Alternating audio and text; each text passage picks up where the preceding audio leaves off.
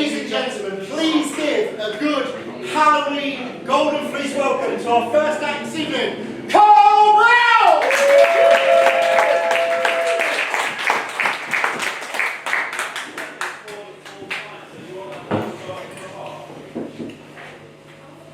Well, they've got me going first, so I must admit, I am nervous.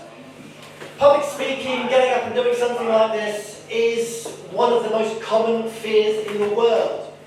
In Britain, they do surveys, and public speaking, giving a presentation at work, the best man speech, more people in the UK are scared of doing that than they are of dying.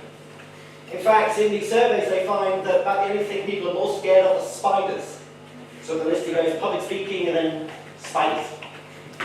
So if at any point tonight you see a spider walk across this stage and it starts talking to you, I want you to come find me and bring whatever the hell it is you've been drinking. You might have to tell the bar staff. Now, I actually went to a local public school, which means, of course, I was groomed from a young age. In public speaking. And that means I do get asked for advice by people when they're going to give a speech or a presentation, or they are thinking of changing careers and going to something where they're going to be speaking in front of audiences all day. And a couple of years ago, my friend Dave was making such a change. And like many of you, he is a nervous public speaker, it's natural. And he saw this piece of advice online and he wanted my opinion on it. So he rang me up and said, Carl, I've heard that when I get nervous, to humanise my audience, I should picture them in their underwear. Do you think I should do that? And I just had to say to him, Dave, you're a primary school teacher. Of course, my name is Carl Brown. That's Carl, spelled the same as the German philosopher. You may know, workers of the world unite, you have nothing to lose but your chains. Unless you're into that, in which case, go you, don't let anybody kin shame you, you sexy, sexy beast. Marx. And brown like the colour. Now I've heard before that the surname Brown, rather dull, isn't it? Not true. It's one of two surnames in the English language where you can have amazing fun at the expense of certain types of racists. Not just any racists though. In my case it's the ones who go, I'm not racist. I just don't like brown people. Whenever I hear that, I just look at them and go, what did I do to you? It's not my fault I was born a brown person. My father is a brown person, like his father before him and his father before him. Entire generations of brown people born and raised in this country. And they do get very confused, looking like I do.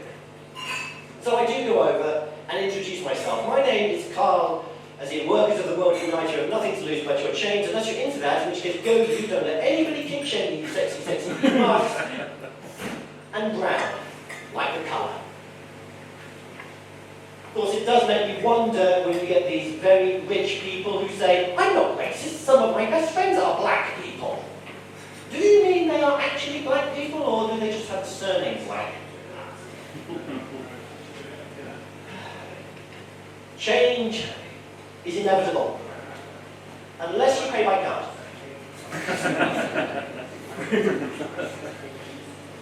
I was talking to my mate Dave the other day, and he said that the government are worried that people don't have enough critical thinking skills. So to combat that, they are reintroducing Western philosophy to the national curriculum.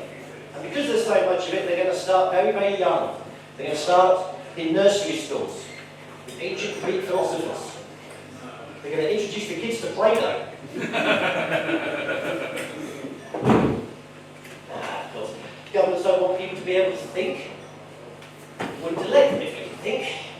But one thing that does do the rounds is the Conservative Party love the idea of reintroducing Latin to the national curriculum.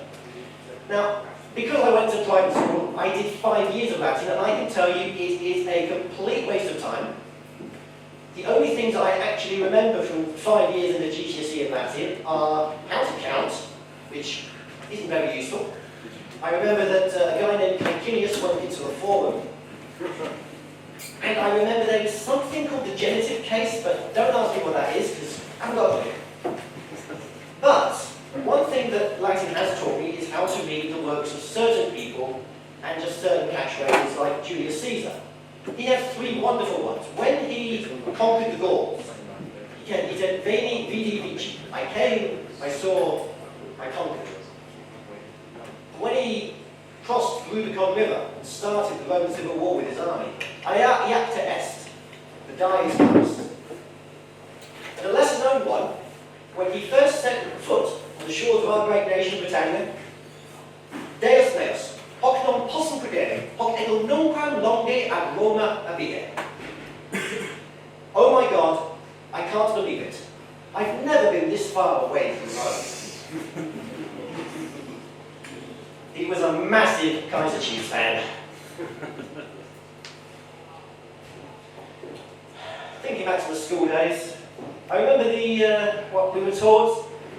Never do anything that doesn't spark joy, bring you happiness and peace and positive energy. And looking back on that, I think if I followed that advice, life would be much shorter. You remember when you were at school and they said you could grow up to be anything you wanted. The world is yours, you could be anything you wanted. Apparently I wanted to be broke.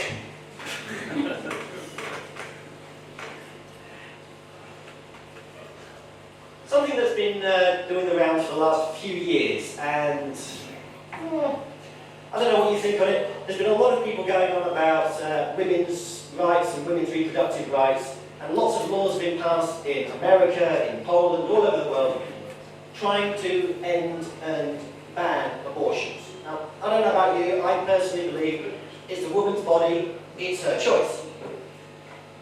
What I do find confusing though is when you get these usually white, usually male Christians advising women that the only way, 100% of the time, to avoid pregnancy is to abstain from sex.